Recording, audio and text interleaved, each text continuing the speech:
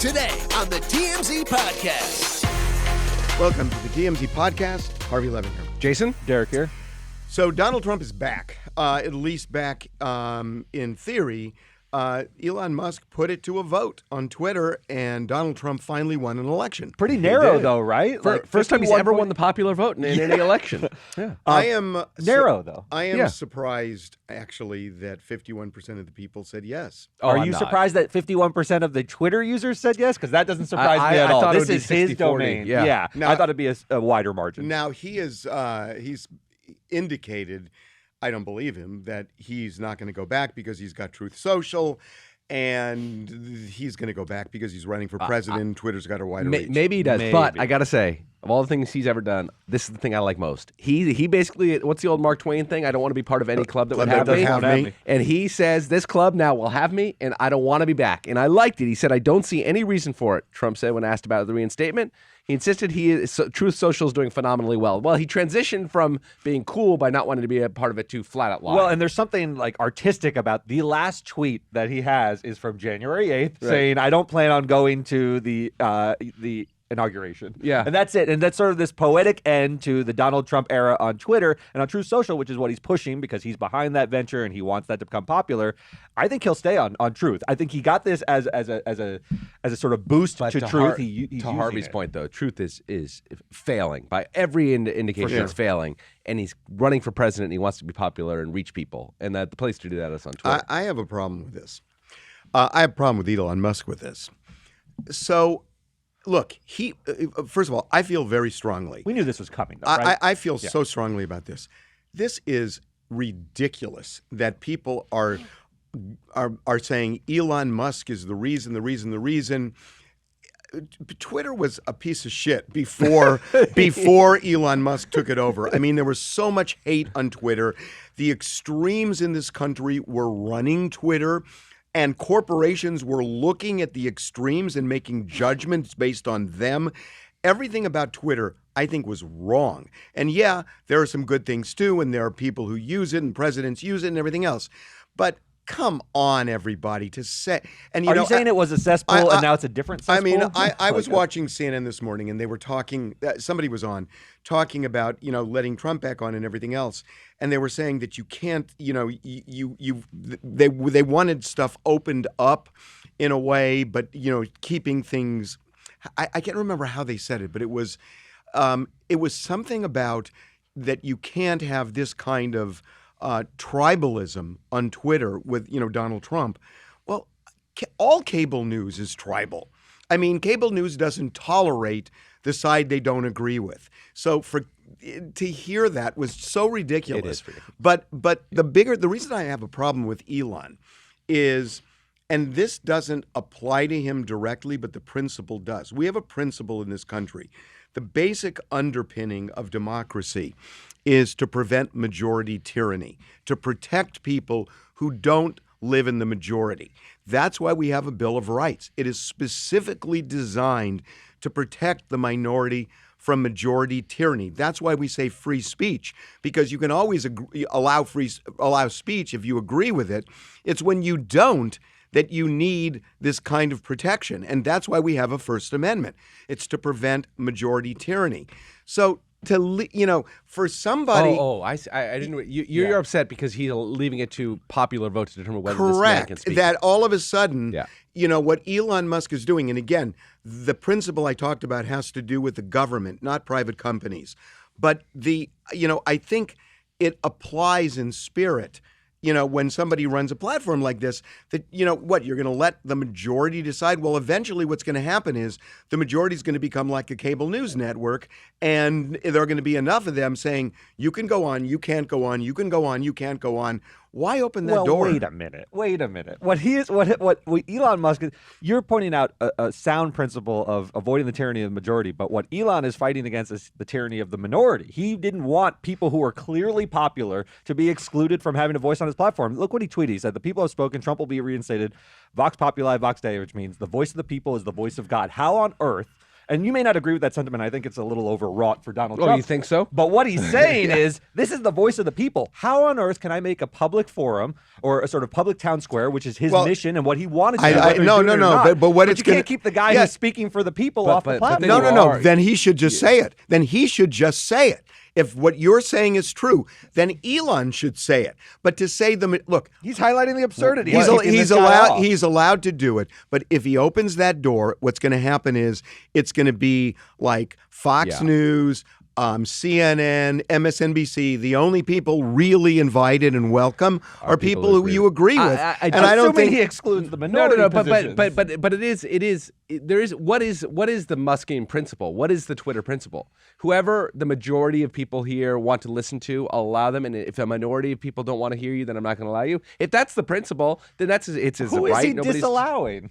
Anybody, all he's doing is allowing. He's allowing more people on the platform. He would have disallowed he would have disallowed if he lost the vote. No, he did the No, he would have disallowed if he lost the. That's what he said. That's what he said. Think he would have done that. But hold on. I know you're saying that, but what basis do you have to say it? You just quoted him. He said he put it up for a vote. You even condescendingly translated Vox Populi Vox Dei, which we all heard 1,000 times yesterday, right, for the purpose that the people of the voice of the people is the people of God. Now you're saying, well, he wouldn't have listened to the voice of the people. We're gonna do a majority vote here the way they do on Twitter. How many say Derek's full of shit? 2 people. How many say he's not full of shit? The eyes have it. Okay, well, there we go. Guys, who's with me? Okay. I got Corey's vote. Settled. There you go, Derek. Okay, we are going to move on to Kelly Rowland. I think this is really interesting. Derek and I were just hotly debating this before you. Oh, good. So, then you guys start. Oh, go ahead. All right, Kelly Rowland took the stage at the AMAs to give out the award for best R&B performance artist of the year, and read the nominees, opened the envelope, read the winner being Chris Brown. Chorus of boos. It was mixed. I mean, there were some applause, but there were a lot of boos too. And I was actually, just to stop it there for a second, before we even get back to her response. I mean, what they said was he's no Roman Polanski. But noticeable on the telecast. Yes, mixed, but you could hear it on the telecast. But you could definitely hear the boos. This was not a vocal applause. minority at most. Vocal minority, maybe even a majority. But in any event, there were a lot of boos out there. And I was stunned by that 13 years hence after Rihanna's. I wasn't stunned. Not at all. I was stunned. Maybe I just haven't been up to date with how he's been received more recently. You know I wasn't stunned because people were taking the temperature, and I think that a lot of people who supported him 8 years ago are kind of like looking and saying, we shouldn't do it now. It's not a good thing to do. And I think people have flip-flopped on him. I agree. Yeah. So, but it doesn't mean that you can forget what he did to Rihanna. Definitely not, as a lot of people in the audience did not. But Kelly Rowland took a very different approach than I think the audience did, because she came out with a full-throated applause for his win. She said, she opened with scolding the audience. She scolded the audience. She scolded the audience. Everybody, chill out, she said. Now, Chris Brown is not here tonight, so I'm accepting this award on his behalf. Do we have the sound that we want to go to on this? And the American Music Award goes to Chris Brown. Now, Chris Brown is not here tonight, so I'm accepting this award on his behalf. Excuse me, chill out. But I want to tell Chris, thank you so much for making great R&B music. And I want to tell him, thank you for being an incredible performer. I'll take this award, bring it to you. I love you. Congratulations. And congratulations to all the nominees in this category. You know what's really funny about this? That, again, I guess, God, what is wrong? I've just, over the last couple of years, I just think these award ceremonies are so fucking stupid. And no, I do, because, and the reason I say it is because the hypocrisy. I mentioned Roman Polanski a minute ago. When the Academy, everybody during the Oscars gave him a standing ovation. This is a guy who raped a 13-year-old girl. So, when you look at the music industry, look, what Chris Brown did was horrendous. It was terrible. And he absolutely deserved to be convicted for it, right? Yep. But look at everybody. Look at other people in the music industry. There's a lot in that music industry where you could roll your eyes and say that person isn't worthy. But it's like you pick the people that are the easy targets. Yeah. And, what about which is ironic, remember, because Michael Jackson, and again, never convicted, Right. but there was a specter there. He settled a $20 million lawsuit again with Jordan Chandler and all. And, so you pick and choose. And I'm not sure there's any consistency in the picking and the choosing. The visual images of Chris Brown were different than anything that we've really seen before. It's hard to not. Yeah, because see the other that stuff when you think happens. about that. Always happens. I got in it, private. but it's hard not to think. When I hear Chris Brown's name in any context, I think about that photo. I do too. And it's hard to get past I see her swollen face in my mind when you conjure his name. And I always will. I think it's a transgression that is so beyond the pale that, yes, 13 years hence, it hasn't really softened for some people. I don't think that's So you have to see it to believe it. Well, to be consistently reminded of it. I mean, it's the same thing we've always talked about with the Watergate tapes. But for hearing Nixon's voice on those tapes, you wouldn't be as Donald Sterling, known racist, but for hearing him. Well, Jeffrey Epstein, you didn't see it, but you believe it. No, but if we saw it, imagine how more impactful it would be. It was impactful enough, right? Yeah, and there's plenty in the music industry that's impactful enough. Yeah, they overlook certain things. They don't overlook other things. That's true. I mean, look, if somebody has built up goodwill, then we're more willing to overlook it. Michael Jackson's career was very different after those allegations. Now, that was partially because he became a hermit, but it's hard to know what to do with that. Kelly Rowland's response to this was interesting. She was clearly a full-throated defense of Chris Brown. She tells the audience to chill out. Says she loved him. She says she loved him. It's interesting. The AMAs was going to have him do a Michael Jackson tribute, and they canceled it the day before. Right. What happened in those 24 hours that they canceled it? They didn't know about this? No, I think it was. I mean, I think they licked their finger and put it in the breeze and saw that it was going to go over poorly. Right. And they did not want him to have him up there performing on stage. What did the AMAs? Before a chorus of boos. When did the AMAs get a clue that this was controversial? I mean, this is ridiculous. Right. This is why I'm saying this whole award thing, I just think is so ridiculous. Well, it is ridiculous, but it means a lot to the people who are involved in it. First-time winners are big. We always talk about the fact that a lot of people don't think the Grammys are important anymore. Mostly people who have already won many Grammys. Those people who are on the come up and really want to make a name for themselves really want to win these things. Let me ask you a different question, Harvey, and Jason. So this is what I'm confused about. Kelly Rowland has nearly universal likability. Maybe she is not a deeply known celebrity in the Beyonce sense, but everyone who knows her likes her. Why use her well of because goodwill to support Chris Brown? Why wade into these waters? Good on Kelly Rowland that she at least is authentic to who she is. Fair. If she believes, and I mean that, if she believes that, which Hold on. No, I'm really serious. She believes that. And what is she supposed to do? Say, you just ignore it? If she came out and said, I really want to also lend my support to R. Kelly, I don't think we'd applaud her for being true to who she is. No, I understand that. We would disparage her for being true to a monster. I'm not saying that Chris Brown's in R. Kelly's category at all. But everything's a sliding scale. And if she believes this, first of all, I will say this. Yeah. There's somebody else who accepted Chris Brown's apology. Rihanna. Yeah. And so that makes a difference. It does. And again, it does. I understand what he did was horrendous. And a lot of times victims of this don't lay in hard on the person who beat them. Right. And so, you take that with a grain of salt. Nonetheless, she believes it. Good on her for speaking her mind because good on her, except she loaned some of her aura of goodwill to a guy like Chris Brown. And you're saying that's called principle. Well, that's her. That's called principle. Well, but that's not a good principle. Why? Why? She believes it. Well, Chris Brown is not. What? Hold on. She believes what? She believes that notwithstanding the fact he beat the hell out of her. How about this? He beat the hell out of her. Yes. It was horrendous. Yes. He was convicted. And he served time ultimately. It was a messed up thing. Right. But he did serve some time. So he's gone through the criminal justice system. He has been punished for it. And, some people could say you have to then let somebody move on with their life. That's a point of view. You may not agree with it, but it is a legitimate point of view to have, whether you agree or not. Yeah, although we act as though Chris Brown has never had another transgression in his life. That's simply not true. The Look other at our ones, website, you can Google him. I He's been understand. incorrigible with graffiti. He's been accused of graffiti other, ain't... He's been accused Well, of other he threw sexual... He threw the thing out of the window at GMA and could have killed somebody. Yeah, that's true.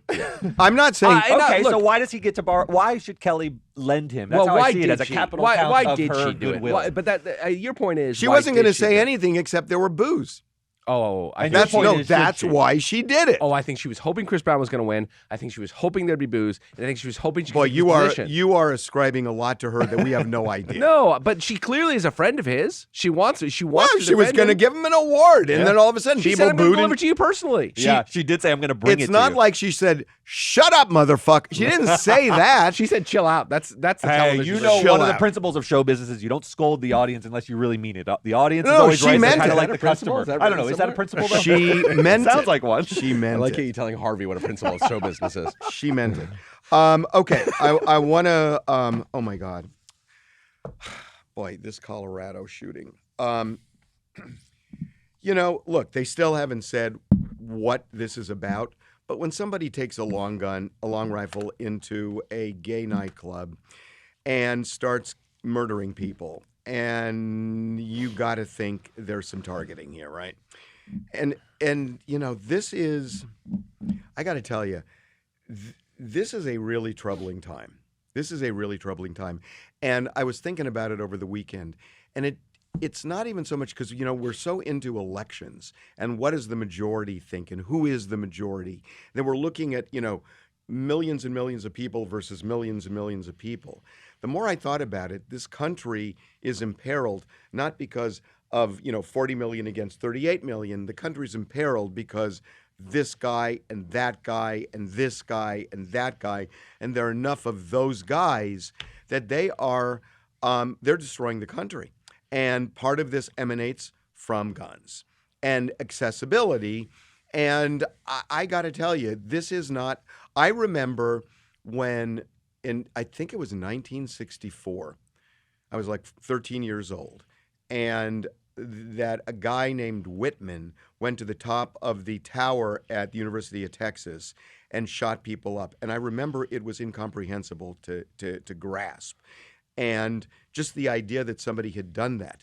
But it didn't result in this wave of violence like that. Now it's a tsunami of violence. And a lot of it has been in the gay community and in the Jewish community and in other communities, in the black community and the Asian community.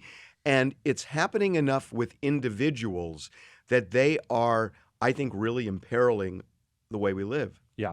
It's impossible to see what happened in Colorado Springs and not think of the Pulse nightclub shooting. I mean, this is like, it seems clearly a hate-motivated crime when you go to a gay nightclub where people are enjoying themselves, dancing, and in a confined space and open fire. I don't think you can sort of read this in any other way.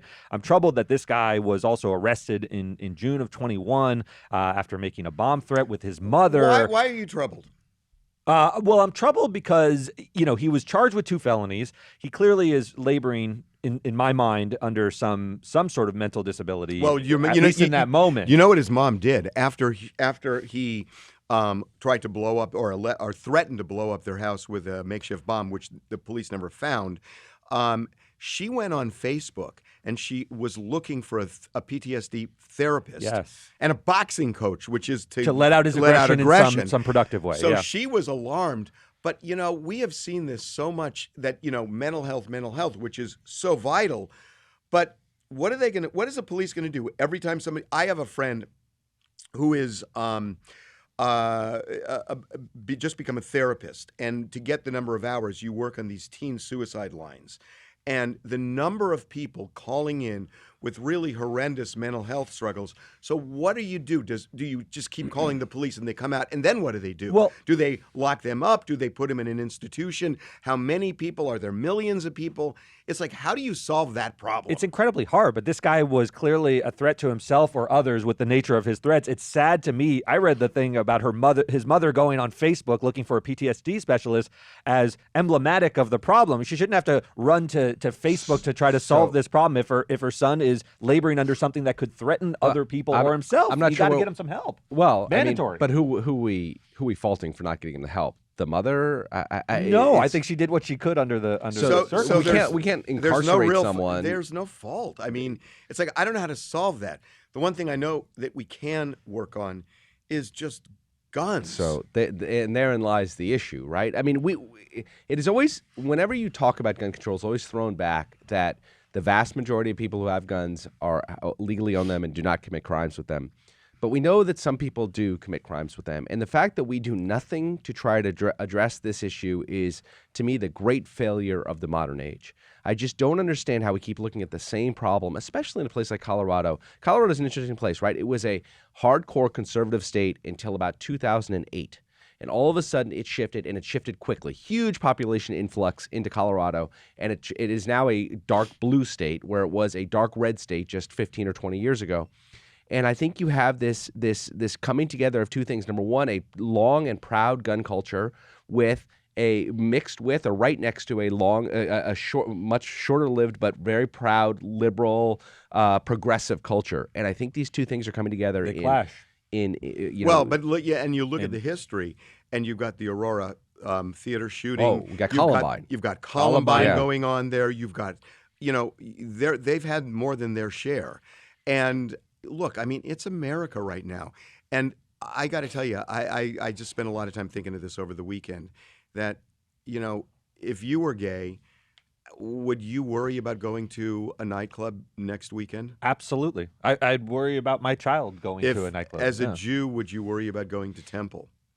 As a black person, would you worry about going to church? And on and on and on. Every minority group has been targeted. And Muslims have been targeted. Asians have been targeted. Everybody's been targeted. So the question, as this continues to happen and people become more fearful, ironically, it's not the government or a political movement that is threatening the way we live.